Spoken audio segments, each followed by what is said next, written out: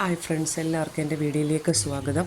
ഇന്ന് നമുക്കൊരു ചൂര മീൻ കറി ഉണ്ടാക്കിയാലോ. അതിനായിട്ട് ഞാനൊരു 1.25 കിലോ ചൂര മീൻ മേടിച്ചു. അതിൻ്റെ പകുതി ഭാഗം തലയും കുറച്ച് കഷ്ണവും ബാക്കി നമ്മൾ ഫ്രൈ ചെയ്യാനായിട്ട് വെച്ചു.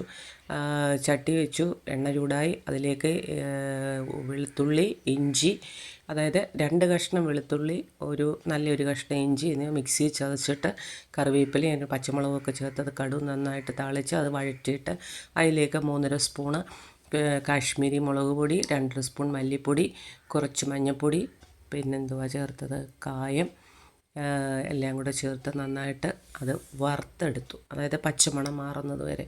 എന്നിട്ട് 4 കഷ്ണം പുളിയെടുത്തു, നന്നായിട്ട് കഴുകി ആ വെള്ളവും ആ പുളിയും കൂടെ അതിലിട്ട് ചേർത്തിട്ട് നന്നായിട്ട് അത് തിളയ്ക്കണം കേട്ടോ. ഇത് കണ്ടോ, ഇതുപോലെ തിളച്ച് വന്നിട്ടില്ല, നന്നായിട്ട് തിളയ്ക്കണം.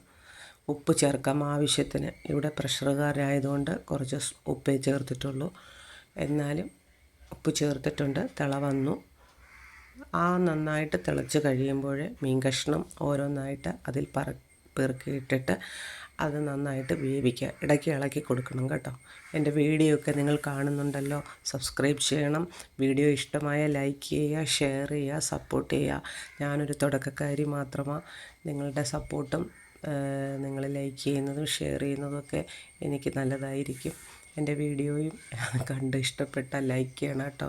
ഇതാ അടിപൊളി മീൻകറി ഇങ്ങനെ റെഡിയായി കിട്ടും. Thank you.